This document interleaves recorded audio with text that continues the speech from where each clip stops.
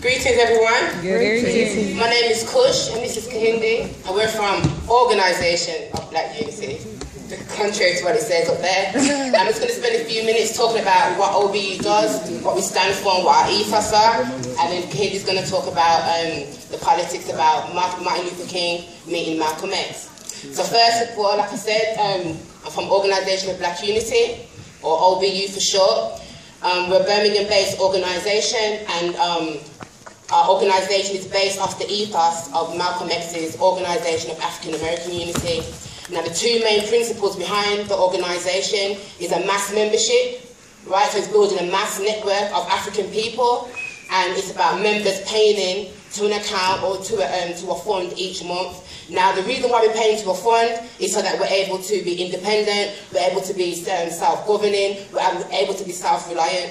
What happens, a lot of organisations come about, they rely upon government funding, so when the funding goes, the organisation goes. Okay, so what we're trying to do is be self-sufficient. It's nothing different from what Malcolm X has been saying. It's nothing different from what Marcus Garvey's been saying all those years back then. So we're not doing anything different. We're just revamping the movement and trying to get some action done. Now, at the moment, there's several projects that OBU are working on.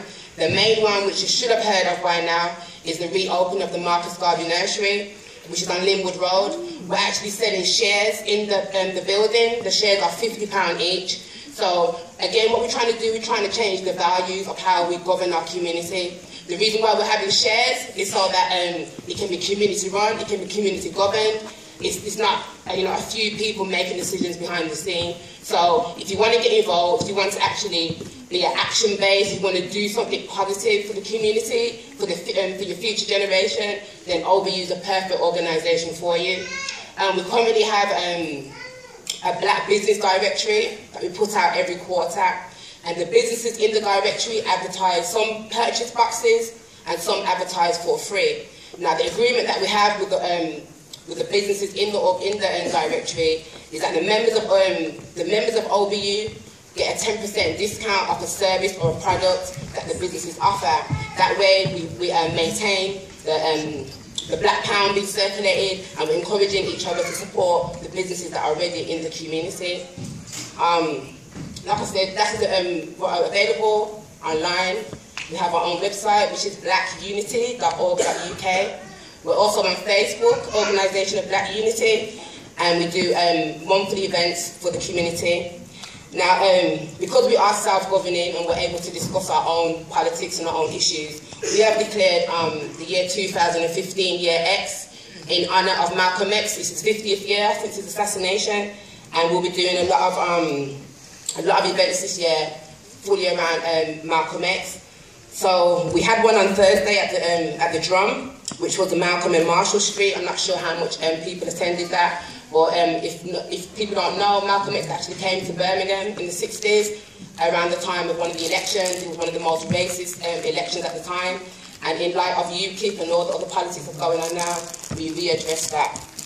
The next event we have is Friday the 20th of February, which is called What Would Malcolm Say?, where we'll be looking at some of the speeches from Malcolm X and applying them to 2015 or Year X, and just to see if the politics are the same or how we can deal with some of the issues that he raised. So now Kahindi will talk about the politics with Malcolm X and Martin Luther King, how they're similar and how they differ, and there are some quite profound differences.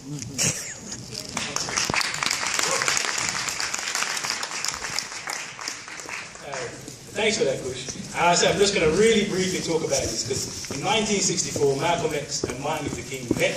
They met once, they met for a minute, and it's actually amazing that these two big figures of our history who were in the same country around the same time never actually met and had a proper conversation.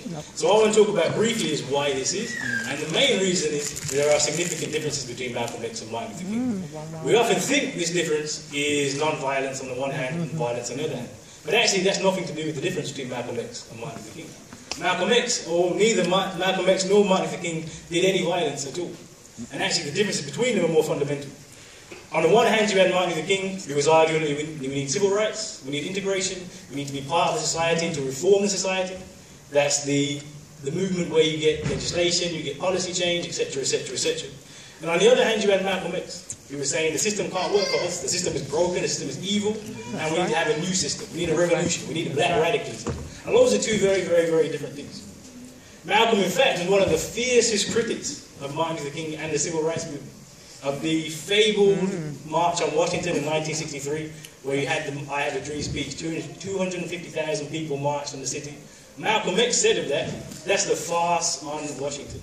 He said that is the theatre. Hollywood couldn't have topped it. It's the production of politics and not the actual politics itself. And this is really important, because what Malcolm's saying is there's a different way to go about things. One is radical and one's not radical.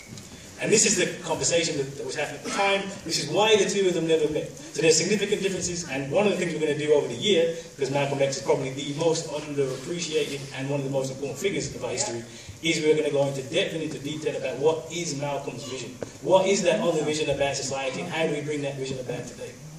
But I also want to say that actually the two of them meeting is really important, because towards the end of their lives they start to converge a little bit more. In fact, the reason that in 1964 is important because they both had utmost respect for each other.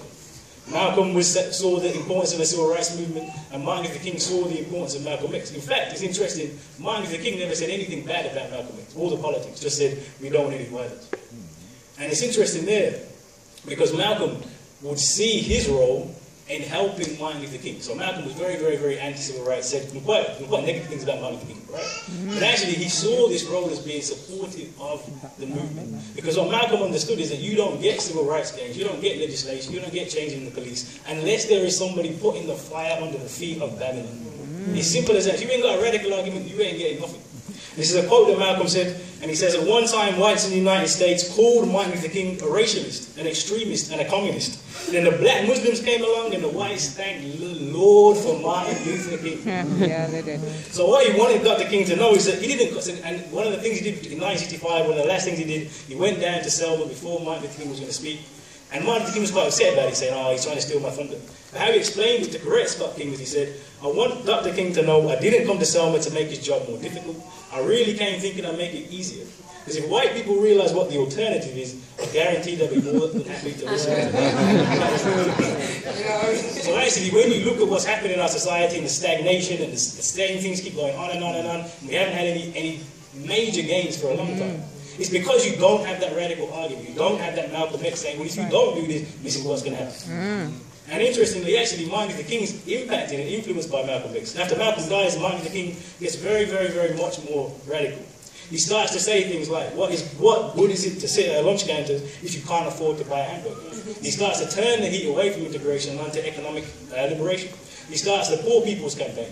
In 1968, before he died, he was planning to go down to Washington and shut down Washington with 3,000 people. To close it down, literally occupy. You occupy Wall Street, then occupy Washington. And it's no coincidence this is when he died. This is when he got killed. He also started to talk about economic empowerment. There's a quote here from Martin Luther King, which sounds like Malcolm X. The American Negro collectively is richer than most nations of the world. We have an annual income of more than $30 billion a year, which is more than all the exports of the United States and more than the national budget of Canada. Did you know that? The power is right here if we know what to do about it. Unity. Martin Luther King was talking black power when he died. And that's what we have to understand. And the quote I'll end on is, this is a really important quote for Martin Luther King and for the politics we need to embrace. It's about global justice. And one of the last things he said before he dies, if something isn't done and done in a hurry to bring the coloured peoples of this world out of their long years of poverty, their long years of hurt and neglect, then the whole world is doomed. We need to have a politics, a much broader, much more radical politics which connects to our brothers and sisters in the Caribbean, in Africa, in America, and all around the world. And that's what the Organisation of Black Unity is trying to do on a local level and also a national level. So if you're interested, www.blackunity.org. All right.